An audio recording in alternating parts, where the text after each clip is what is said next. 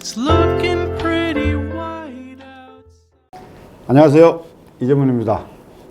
오늘도 핫한 이슈를 가지고서 한번 우리 토론을 한번 해보려고 그랬는데요. 오늘은 이제 초대 손님으로 김인만 부동산 경제연구소의 우리 김인만 소장님을 모셨습니다. 반갑습니다. 안녕하세요. 김인만입니다. 워낙 안 나오는 데가 없어요. 네. 요즘 제가 잘 나갑니다. 저는 안 불러주는데 그 비결이 뭐예요? 비결 열심히 하고 있습니다. 열심히 하고 있습니까? 워낙 우리 김인만 소장님 잘 아시겠지만 책도 네. 많이 쓰시고 또 부동산 이 문제에 대해서 촌철살인하는 어떤 그 한마디 한마디가 많은 애청자들의 그 사랑을 받는 것 같습니다. 오늘은 제가 이제 김인만 소장님을 모시고 돈 얘기 좀 한번 해볼까 합니다. 2023년에는 특례 보금자리론으로 해서 40조 가지고서 재미 많이 받지 않습니까? 재미. 주택 거래가 한 9만 호 가까운 신규 주택 거래가 생겼으니까 네. 어떻게 보면 정부 입장에서는 하나의 부양책으로 좀 먹혔다 생각한 것 같은데요. 네. 2024년에는 또 신생아론 아기를 낳으면 집을 준다고 그러는데요. 네. 어떻게 해야지 집을 받습니까? 저도 애를 낳으면 되나요? 한번 해보십시오. 네. 가능합니다. 가능합니까? 자녀만 출산하면 되는데요. 현실적으로 이제 우리가 이것 때문에 출산할 수는 없는 거고요. 네. 아마 안 될 것 같습니다. 왜요? 연소득 제한이 있습니다. 소득 제한이? 네. 부부 합산 1억 3천만 원 네. 이하야 됩니다. 그래서 안 될 것 같고요. 자산 기준도 있죠. 네. 자산 기준, 소득 기준에서 아마 대표님은 안 되실 것 같고 네. 대표님 같은 분들은 하시면 안 됩니다. 우리 젊은 신혼부부들이나 네. 사회 초년생들을 위한 대책이기 때문에 하시면 안 됩니다. 젊은 친구들은 결혼 안 하잖아요. 그러니까 하라고. 그러니까 결혼을 안 해도 대출 받을 수 있습니다. 신생아 대출은 자녀만 출산하면 네. 저리 근데 대출 그게 좀 기간이 있지 않나요? 5년입니다. 특례 기간은 5년 적용이 되거든요. 5년. 아니, 아기를 낳는 기간이 2년. 2년. 네. 그러니까 2023년부터 출산하신 분들은 대상이 될 수가 있습니다. 그러면 2024년에 출산을 하려고 그러면 지금쯤은 그러니까 2년이니까 되죠. 하시려고요? 아니, 그러면 네. 이 효과가 특례보금자리보다는 조금 예, 그렇죠. 떨어지죠. 예. 아무래도 특례보금자리보다는 이게 기본적인 요건은 비슷한데요. 9억 이하 주택을 사면 5억 원까지 저리 대출이 가능한데 자녀를 출산해야 되니까 예. 사실 소득 기준, 자산 기준 또 안 되고 출산한다는 게 사실은 굉장히 좀 부담스러운 일이기 때문에 그리고 재원 또 27조잖아요. 특례보금자리론이 40조 정도 되었기 때문에 저는 효과는 좀 제한적일 것이다. 하지만 전혀 없을 수는 없겠죠. 이걸 또 기다리시는 분들이 계시거든요. 첫날에 서부마비될 정도로 굉장히 인기를 끌었는데 특례보금자리는 못하지만 조금은 효과 있을 것이다. 저는 하락을 막는 데는 좀 도움되지 않을까. 이게 큰 폭의 반등이라든지 끌어올리기에는 역부족이겠지만 내려가는 집값을 좀 막아주는 역할은 충분히 할 것 같습니다. 그러면 이제 소장님이 보시기에 이제 어느 정도 효과가 있어서 올해도 주택 거래량이 어느 정도 있다. 그러니까 결국에 주택 가격의 하락을 방지한다라는 거는 어느 정도 주택 거래량이 이렇게 받쳐주지 조금은 않는 증가하겠죠. 조금은. 네. 그럼 전반적으로 이 정책의 효과는 한시적이다? 아니면 그렇게 오래 가지는 않을 것 같습니다. 살 사람들은 아마 기다렸던 분들이 들어오면 3개월에서 6개월 정도는 거래량이 좀 늘어날 수가 있는데요. 12월 서울 아파트 거래량이 1,800건 정도 됩니다. 작년 1월 거래량이 1,400건 정도였고요. 7, 8월에 3,800건까지 특례보금자리 물론 영향도 큽니다. 늘어났다가 추석 지나고 사실은 한풀 꺾였거든요. 추가 상승에 대한 기대감이 좀 낮아졌죠. 그러면 집을 사려는 매수자들은 작년 초 1분기 정도 가격이면 충분히 살 만한 마음이 있는데 반등한 가격, 고점 대비 90% 넘어가는 가격은 사실 좀 부담스럽죠. 아무리 특례보금자리를 사실 연장을 해줬어도 저는 좀 부담스럽다고 보여지고요. 지금 사시는 분들은 최근에 이제 가격이 좀 많이 조정된 지역에 9억 이하, 전용 85 이하는 일부는 좀 살 수는 있겠으나 거래량 제 생각에는 아마 1월 27일부터 시행이 됐잖아요. 그러면 2월, 3월 거래량은 2,000건 이상은 좀 올라오지 않을까 예상이 됩니다. 그럼요. 제가 아까 이제 궁금한 게 아까 말씀하셨잖아요. 이게 한시적으로 5년 동안 이 이자율이라는 게 이제 5년 동안 적용된다는 얘기고 저리 대출, 저리 이자. 네. 저리 이자. 그리고 5년 이후에는 이제 시중금리로 가야 된다는 8,500만 원 넘어가게 되면 시중금리 적용되고요. 8,500만 원 이하는 한 0.5% 정도 가산금리가 적용되는 걸로 알고 있습니다. 그러면 한 5년 동안에 이 대출이라든지 이런 건 어차피 안 갚게 되고 못 갚는 어떤 구조가 생긴다 그러면 네. 이거 조산모사가 되지 않을까요? 아무래도 5년이라는 게 좀 제한적이긴 하고요. 네. 그러니까 자녀를 더 출산하게 되면 또 연장이 됩니다. 0.2% 금리도 내려주고요. 기간 또 5년. 세 자녀를 출산하면 15년까지 최장 특례 기간이 연장은 됩니다. 그러니까 자녀를 더 출산하라는 얘기죠. 아니 근데 이제 그게 자녀를 낳는다는 문제가 네. 단순하게 지구에 쉽게 얘기해서 값싼 이자를 준다 그래서 이거를 막 이렇게 아기를 더 낳고 하는 이 구조가 한국 사회에서 그러니까 이게 오류가 생기지 않을까요? 신생아론 때문에 계획이 없던 분들이 자녀를 출산하진 않고요. 예. 할까 말까를 고민하시는 분들, 3년 후에 할까 하시는 분들이 계획을 좀 당겨서 하는 효과가 있는 거지. 아예 그냥 딩크적으로 그냥 자녀 출산 계획이 없는 분들은 이 정도 대출금리 가지고는 사실 출산을 하지 않습니다. 근데 이제 이런 정책금리는 어떤 시장에 뭐 긍정적인 효과가 있다라고 우리가 좀 볼 수는 있겠으나 네. 한편에서는 은행에서는 주담대 대출이라든지 이런 거를 규제하고 있지 않습니까? 기본적인 건 가계부채 관리를 해야 됩니다. 스트레스 DSR 적용이 되고요. 예. 우리 같이 지금 정부 정책의 방향은 신혼부부나 이렇게 출산에 초점이 맞춰져 있거든요. 아무런 대상이 안 되는 우리 같은 기성세대들은 스트레스 DSR이 적용이 되면서 한도는 더 줄어듭니다. 기본적인 건 가계부채를 관리를 하는데 출산율이 심각하고 약간 경기 집값 하락을 좀 막는 효과 때문에 이런 특별 대출이 나온 거지 전체적으로 대출 문턱을 내려주는 건 아니죠. 그러면 이게 뭐 출산율을 높이기 위한 정책의 일환이라고 봐야 되는 거지 이것이 주택 부양 정책이라고 아니면 주택 정책이라고 또 단언하기도 좀 힘들지 않겠어요? 이게 맞물려 있는 거죠. 그러니까 집값을 부양시킨다기보다는 제가 볼 때는 부양보다는 하락을 좀 막아주는 정도, 역할 정도고 기본적인 건 출산율을 좀 늘려야 되기 때문에 출산 대책으로 보는 게 맞을 것 같습니다. 그러면 이제 지금 소장님 말씀대로 하락을 좀 낮춰주는 정도로 우리가 본다 그러면 올해는 그 주택 가격이 옆으로 가나요? 횡보로? 제가 볼 때는 큰 폭의 반등은 좀 어려울 것 같고요. 이제 변수가 있잖아요. 뭐 금리라든지 여러 가지 변수가 있는데 정책적인 변수는 저는 기대하지 않습니다. 총선 전이라도 뭐 GTX 같은 지역 개발 호재들은 나오겠지만 정부 입장에서는 강남 3구, 용산구라든지 이런 규제 지역을 풀어서 혹시라도 집값이 큰 폭으로 반등이 되면 굉장히 부담스럽거든요. 그래서 정책적인 변수는 크게 없을 것 같고요. 가장 중요한 변수는 이제 금리가 어떻게 될지는 모르겠는데 예상과 다르게 우리는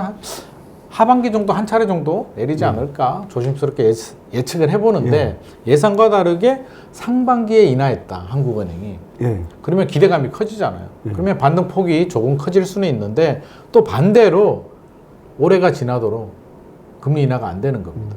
또는 인상이 된다 이러면 완전 패닉이 오죠. 큰 폭의 하락이 있을 수는 있는데 그런 극단적인 가정이 없다면 저는 올해는 그냥 약보합세 정도. 아마 매수자들은 조금 떨어지길 바라고요. 지금 한 발을 빼고 있잖아요. 거래량이 줄어들고 집을 팔려는 집주인들은 매물을 내놓고 있는데 금매로 팔기는 싫거든요. 금리 내려갈 것 같아서 기다리는데 금리가 빨리 안 내려가면 또 호가를 좀 내려야겠죠. 그러면 거래량이 살짝 늘어날 수는 있는데 그래서 요 정도 호가 좀 내려가면 거래량이 좀 늘어나는 정도지 올해 뭐 큰 폭의 반등이나 또 큰 폭의 하락까지는 저는 기대하지는 근데 않습니다. 일부에서는 저 30% 이상 떨어질 것이다라고 이렇게 올해요? 말씀하시는 분들도 있잖아요. 그런 분들도 그럼 이제 계시죠. 우리 소장님은 이제 약보합 정도, 그럼 한 그렇죠. 10% 내외? 2024년에 30%가 떨어지려면 예. 이게 멘붕 패닉이 와야 되거든요. 예. 패닉이 온다면 만약에 금리가 한국은행이 0.5 정도 올렸다 그러면 또 한 번 2차 하락이 올 수는 있는데 한국은행이 아마 그렇게 올리기는 현실적으로 좀 어려울 것 같고요. 저는 안 떨어진다고 얘기하지는 않습니다. 2024년에 좀 어려울 거다. 우리가 2022년부터 조정이 됐거든요. 2022년 말에 1차 하락이 있었잖아요. 고점 대비 한 30% 떨어졌다가 살짝 반등을 했는데 과거 사례를 보면은요, 2009년에 1차 하락 한 번 있었고요. 글로벌 금융위기 때. 2012년도에 다시 2차 하락이 왔었거든요. 근데 이게 거의 1년이나 1년 반 정도 텀을 두고 이렇게 2차 하락이 오기는 현실적으로 좀 짧다. 집주인들 마음은 똑같잖아요. 저렴하게 손해보면서 안 팔고 싶은 거고 매수자들은 최대한 저렴한 걸 사고 싶은데 이런 줄다리기 게임이 6개월, 1년 만에 저는 쉽게 승부가 결정나지는 않아요. 그러니까 여기서 빠짐없이 나오는 질문 중에 하나. 그러면 실수요자는 집을 언제 사요? 실수요자요? 예, 실수요자의 전제 실수요자라고 표현을 조건은요. 해야 되나 무주택자라고 표현을 해야 되나? 두 개 다죠. 예. 실수요자들은 1주택자들 갈아타시는 분들도 있고요. 그러면 기본적인 전제 조건이 자금력이 되느냐. 그러니까 전제 조건은 절대 무리한 대출을 받아서 불안한 마음에 포모 현상이라고 하잖아요. 피어 오브 미싱아웃, 나 혼자 뒤떨어질 것 같은, 벼락거지가 될 것 같은 불안한 마음에 무리해서 내 집 마련하시는 분들은 절대 반대고요. 어떠한 경우에도 그런 일은 생기시면 안 됩니다. 안 되고 자금력은 되고 필요하신 분들 있잖아요. 예를 들어서 결혼하는데 부모님이 돈을 좀 지원해 줍니다. 사. 애가 살아보니까 그냥 사서 살다 보면 오르더라고. 그냥 사. 그런 분들은 사셔야죠. 왜? 좀 기다리는 게, 한 3년 정도 기다리는 게 좋을 것 같아요, 아버지. 3년 후에 아버지가 돈을 안 줄 수도 있습니다. 그렇죠. 그러니까 그런 분들은 하셔도 되는데, 전제 조건은 자금력이 되고 필요하신 분들은 하셔도 되는데, 저는 기본적으로 고점 대비 20-30% 조정된 매물. 지금도 서울에도 찾아보면 있거든요. 그런 매물 위주로 들어가야 되고요. 서초구 강남구는 사실 크게 안 떨어졌잖아요. 그래서 저는 지금 서초구 강남구나 조정되지 않은 매물들은 추천하지 않습니다. 단지 돈이 좀 많은 분들 있잖아요. 최근에 포제스 한강처럼 전용 84가 광장동에 43억이 나왔는데 경쟁률이 제법 나왔습니다. 그걸 투자 가치로 접근했을까요? 그냥 한강 보면서 플렉스 하고 싶은 분들, 그들만의 리그이기 때문에 그걸 일반화해서는 안 되고요. 기본적으로는 좀 조정된 매물인데 자금이 되고 필요하신 분들이라면 저는 내 집만을 하셔도 좋겠다. 그럼 이제 소장님 말씀을 정리하면은 이제 신생아론에 의해서 시장에 어느 정도의 영향을 있을 것이고 이것이 집값이 하락하거나 이제 거래량을 조금 뒷받침해주는 역할을 좀 할 것이다. 네네. 그렇지만 이제 중기적 시각으로 놓고 봤을 때는 미약한 우하향 이렇게 해석하면 미약한 되겠습니까? 우향이 있고요. 네. 결국에는 저는 한 번은 2차 하락이 좀 와야 되지 않을까. 사실은 좀 조정이 돼야 되거든요. 네. 그래야 터널이 지나가고 장기적으로는 우상향 하잖아요. 네. 그래서 저는 그 원리를 본다면 아마 2025년이나 2026년 정도에 한 2차 하락 정도? 2차 하락이란 게 우리가 정확히 알아야 되는 게 떨어졌잖아요. 네. 떨어진 데서 추가로 또 더 떨어져서 고점 대비 뭐 반토 막 40% 떨어지는 건 아니고요. 저는 고점 대비 한 30에서 40% 정도 떨어지면 2차 하락이라고 보여집니다. 예, 그리고 이제 한번 또 이제 국면을 좀 바꿔서 다른 질문 한번 해드릴게요. 네. 뜬금없이 GTX가 나왔단 말입니다. 뜬금이 없다고요? 예. 우리 예상했잖아요. 예상은 했는데 네. 이거를 뭐 ABC 노선을 뭐 이렇게 현실화시켜서 뭐 빨리 이거를 하겠다라는 얘기보다도 DEF인가요? 여기까지 해서 하는데 사실은 이게 우리 철도망 기간건설 산업이라든지 이런 것들은 국가 철도망 기본계획을 중심으로 해서 이루어지잖아요. 네네. 근데 이게 이 총선을 앞두고서 나와서 많은 분들이 총선용 아니냐라고 이제 얘기를 하시는데 또 일부에서는 실현 가능성 전혀 없다. 전혀 없다고요? 예. 시간이 걸리지 하긴 하겠죠. 물론 이제 하긴 전혀 하겠지만 아직 A 노선도 완공이 안 됐잖아요. A 노선은 이제 올해 완공이 되고 ABC 노선 같은 경우는 이미 2008년부터 시작을 했거든요. 그리고 이게 136조 원을 투입을 하겠다 그러는데 과연 이게 예산이 확보가 되는 건지도 과거에 발표했던 것들도 지금 이행이 안 되는데. 그러니까 시간이 문제죠. 계획이라는 건 언제든지 변경의 가능성을 내포하고 있기 때문에 2035년 지금 뭐 계획이라고 DF 노선하고 A, B, C 연장 노선은 2035년 계획인데요. 계획이란 건 언제든지 변경 가능성을 내포하니까 2040년 갈 수도 있는 거죠. 근데 책임질 내용을 발표를 해야 되는 거 아닌가요? 작년에 저기 원희룡 장관이 있을 때 실거주행 뭐 폐지하겠다고 발표했는데 국회에서 논의조차도 안 되고 지금 뭐 연장안이 나오고 뭐가 나온다라는 거기에 이제 우리가 어느 정도 트라우마가 있는데 이거를 발표하면 일부 언론에서 이거 호재라고 얘기하고 있거든요. 소장님 생각하시기에 이게 호재가 될까요? 장기적으로 그 지역은 호재가 될 수는 있죠. 안 하는 것보다는 춘천으로 연장해 준다잖아요. GTX-B를. GTX-C는 천안까지. 물론 2035년 계획이니까 2040년이 될 수는 있겠죠. 하지만 계획이 있다는 얘기는 결국에는 추진을 한다는 얘기고요. 정권이 바뀌어도 뒤집을 수 있을까요? 저는 못 뒤집으리라고. 근데 이게 민자운영 방식이잖아요. 네. 공공기금을 들여서 이제 민자운영을 하면 되는데 민자가 자금을 투입해 갖고서 한다라는 건 수익성이 담보가 돼야 되는데 가격이 올라가겠죠. 이용 금액이? 네. 지금 GTX-A 같은 경우도 지금 4,000원에서 5,000원 좀 이야기 나오고 있거든요. 왕복 10,000원 정도 나옵니다. 그러면 부담스럽죠.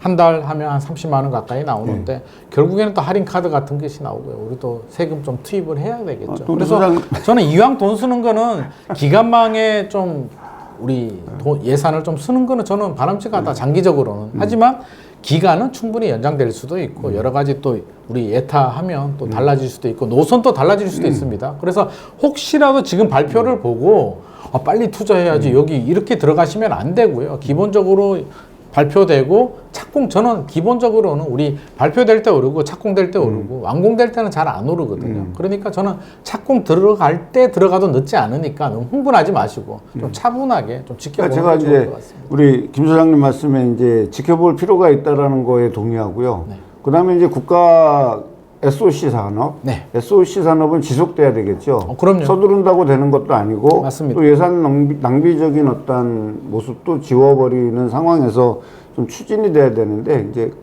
지금 시간이 다 돼서 오늘은 마무리해야 될 것 같은데요. 네. 한 가지만 좀 말씀드리면 우리가 일본 자주 가지 않습니까? 일본에도 한 38개인가요? 33개 지하철 노선이 민자로 이제 운영이 되고 있다 보니까 이 리모델링이나 어떤 개선이나 환경 개선이 전혀 안 되고 있지 않습니까? 맞습니다. 그 이유가 돈이 없다는 거. 요금도 비싸고. 예. 근데 우리 GTX 지금 노선을 이거를 개발하면서 지금 상당 부분을 기존의 전철 라인이라든지 철도망을 이용하겠다라는 계획이 많아요. 맞습니다. 원래 GTX는 대심도로 내려가는 건데. 원래 계획은 그렇죠. 예. 근데 이제 이것이 경제 효율성이라든지 이런 거를 따져서 하다가 보니까 이렇게 된다 그랬을 때는 우리가 장기적으로 봤을 때 오히려 철도망이라든지 이런 것이 노후화되는데 일조가 되지 않을까 저는 좀 우려의 말씀이 좀 있습니다. 그런 부분도 충분히 감안을 해서 또 우리가 오늘 준비를 해야겠죠. 신생아론에서 너무 많이 얘기했어요. 네. 그러다 보니까 시간을 다 썼는데요. 다음에 GTX 소장님 한번 다시 더 한번 해갖고 GTX 마저 얘기하고 그다음에 이제 알겠습니다. 다른 현안으로 넘어가도록 하겠습니다. 네. 오늘 우리 또 김윤만 소장님 모시고 신생아론하고 GTX에 대해서 한번 이야기를 해봤습니다. 고맙습니다.